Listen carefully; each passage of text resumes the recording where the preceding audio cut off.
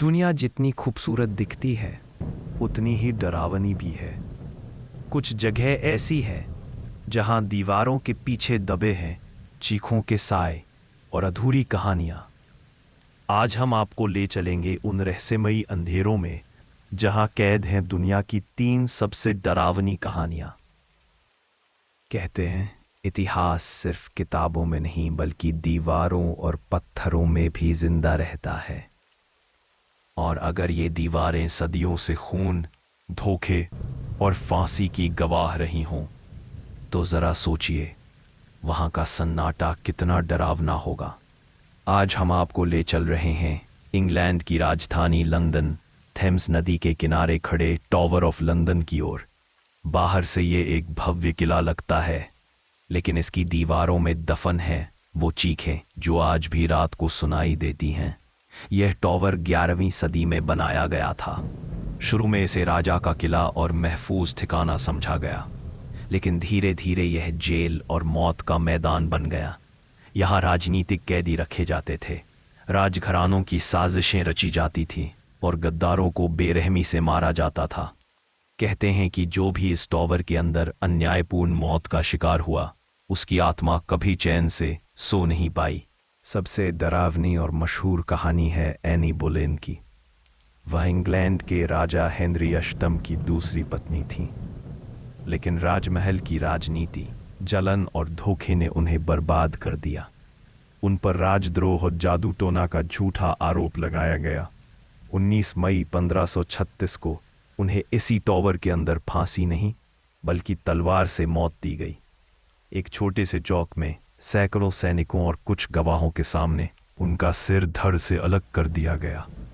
लेकिन कहते हैं कि एनी बोलेन की आत्मा आज भी उस जगह पर भटकती है। कई गार्ड्स और विजिटर ने दावा किया कि आधी रात को उन्होंने सफ़ेद कपड़ों में एक औरत को देखा जो अपने ही कटे हुए सिर को दोनों हाथों में उठाए सीढ़ियों पर चल रही थी। कुछ लोग कहते हैं कि जब यह साया गुजरता है तो ठंडी हवा पूरे कमरे में फैल जाती है और अचानक चिराग अपने आप बुझ जाते हैं। कई गार्ड्स ने डर के कारण नौकरी छोड़ दी क्योंकि वे इस साए से आमने सामने हो चुके थे।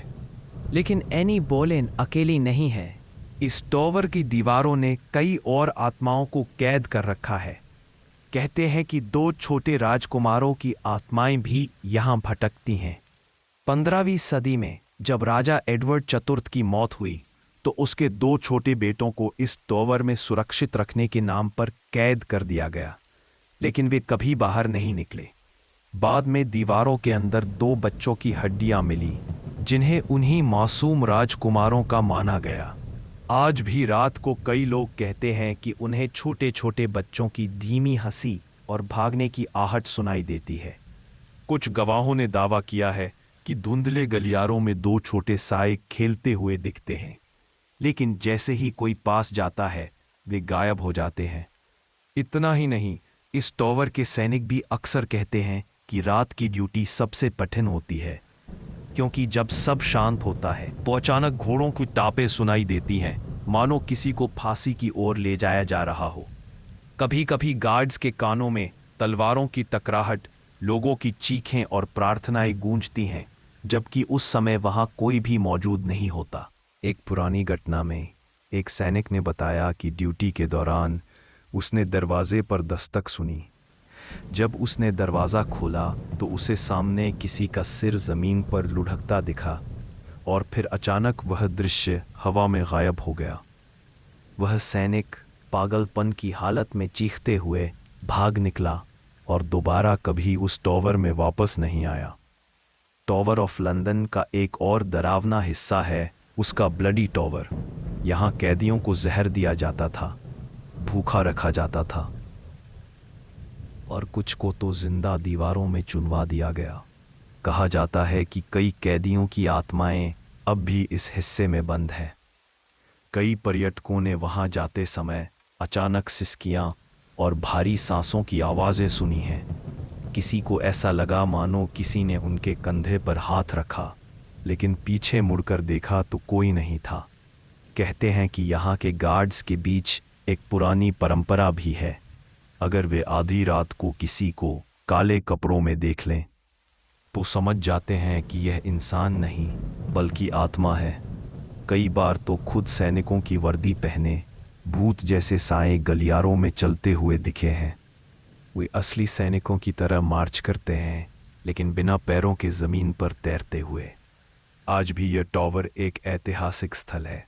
हर साल लाखों पर्यटक आते हैं, लेकिन कई लोग कहते हैं कि यहाँ घूमते समय उन्हें किसी की नज़र अपने ऊपर महसूस होती है, मानो कोई छिपकर देख रहा हो।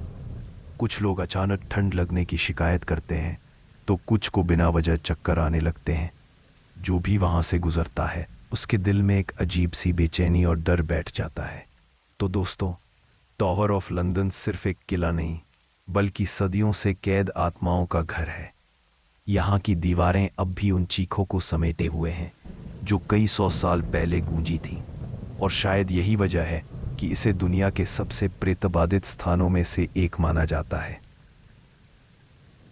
एक खौफनाक टावर से निकलकर अब चलते हैं उस जगह जहां हर पेड़ की जड़ में दबी है एक अधूरी चीख और हर खामोशी में छुपा है मौत का साया। जापान का कुख्यात जंगल आओकीगाहारा, जिसे लोग सुसाइड फॉरेस्ट कहते हैं, माउंट फूजी के तल पर फैला ये घना जंगल देखने में जितना सुंदर है उतना ही खौफनाक भी। यहाँ पेड़ों की जड़ें इतनी आपस में उलझी हुई है कि जंगल के भीतर कदम रखते ही सूरज की रोशनी गायब हो जाती है। चारों तरफ बस नमी, ठंडी हवा और एक अजीब सी चुप्पी, जैसे किसी ने समय को कैद कर लिया हो। सदियों से जापानी लोक कथाओं में कहा जाता है कि ये जंगल यूरी यानी भटकती आत्माओं का घर है। वो आत्माएं जो दुख, धोखे या अधूरी इच्छाओं के साथ मरी, उनका साया अब भी यहाँ भटकता है।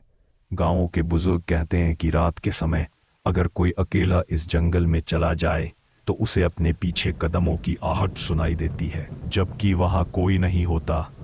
किसी का नाम धीरे से पुकारने की आवाज आती है और फिर पेड़ों की टहनियों से लटकती सफेद आकृतियां दिखाई देती हैं।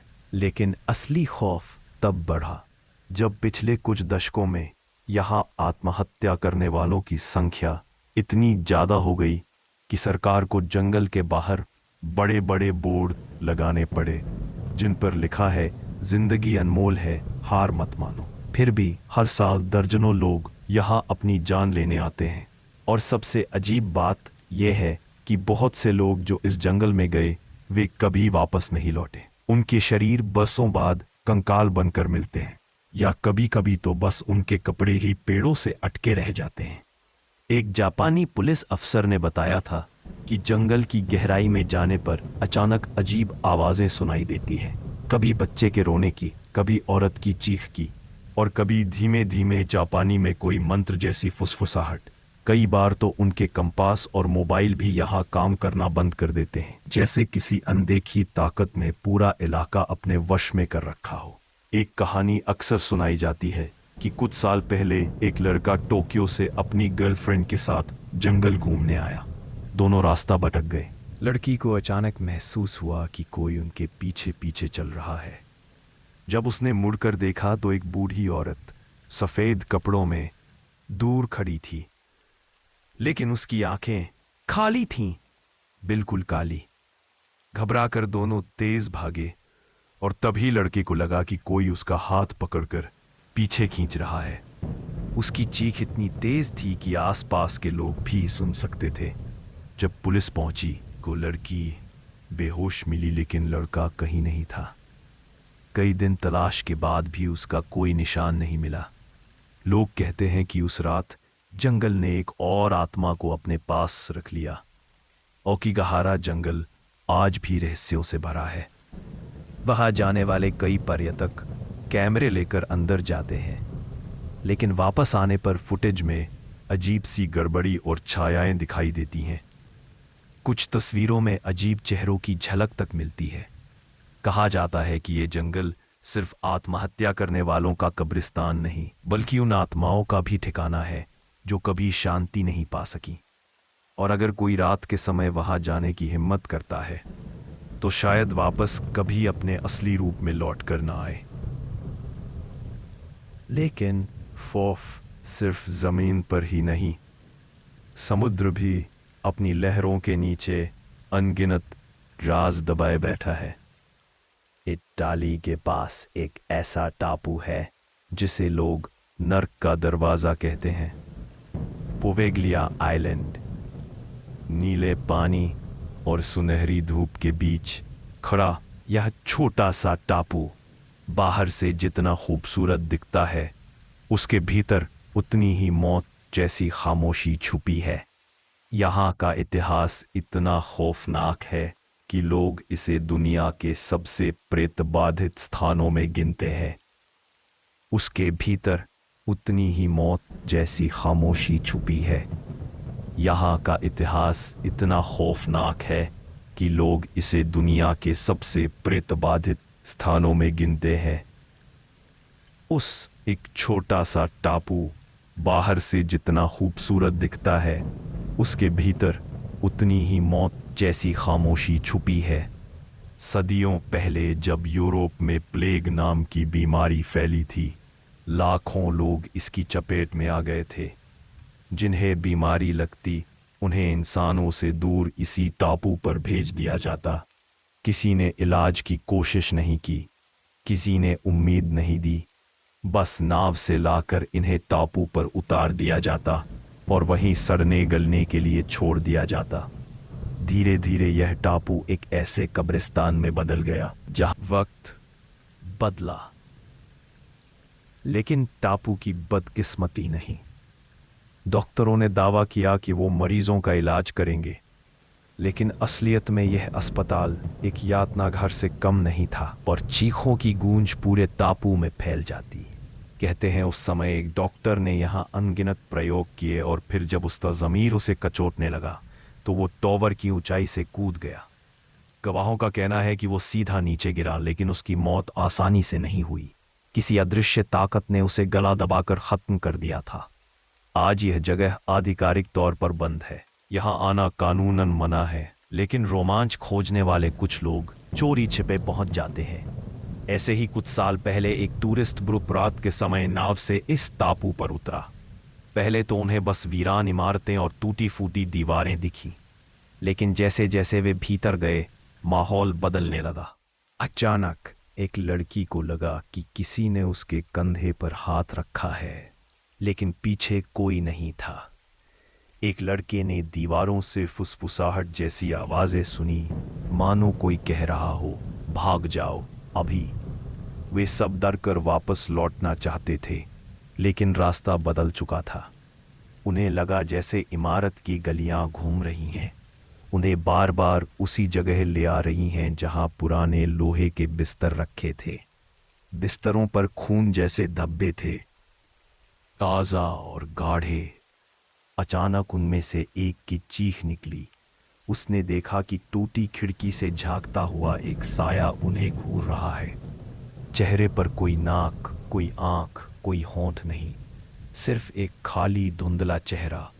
और फिर एक एक करके सबने उस साये को देख लिया। वह धीरे धीरे आगे बढ़ने लगा और कमरे का तापमान अचानक बर्फ की तरह गिर गया। सब घबराकर भागे और जैसे तैसे नाव तक पहुंचे। जब उन्होंने पीछे मुड़कर देखा, टॉवर की सबसे ऊंची खिड़की से वही धुंधला चेहरा उन्हें घूर रहा था। आज भी नाविक लोग कहते हैं कि वे उस टापू के पास से नहीं गुजरते। रात के समय समुद्र की लहरें शांत हो जाती हैं, लेकिन अचानक किसी अनदेखे ड्रम जैसी आवाज़ें आने लगती हैं। कई बार धुएं जैसा धुंध टापू से उठता है और हवा में वही आवाज़ गूंजती है, चीखों की, कराहों की और उन आत्माओं की जो कभी चैन नहीं पा सकी। पोवेग्लिया आइलैंड को लोग अब नर्क का दरवाज़ा कहते हैं। यहाँ ना तो पर्यटकों को जाने दिया जाता है, ना ही स्थानीय लोग करीब जाने की हिम्मत करते हैं। लेकिन जो लोग चोरी छिपे गए, उन्होंने एक ही बात बताई, यह टापू सिर्फ सुनसान नहीं है, यह उन लाखों आत्माओं का घर है जो कभी इंसान थे और आज भी अपनी अधूरी कहानियां इस दुनिया को सुनाना चाहते हैं। तो दोस्तों, ये थीं दुनिया की 3 सबसे डरावनी कहानियां। कभी टॉवर की चीखें, कभी जंगल की आत्माएं और कभी समुद्र का शापित टापू। आपको इनमें से कौन सी सबसे डरावनी लगी कमेंट में बताइए। और अगर सफ़र खौफनाक लगा तो लाइक, शेयर और सब्सक्राइब करना मत भूलिए, क्योंकि गहरा सन्नाटा और भी डरावनी कहानियां लेकर लौटेगा।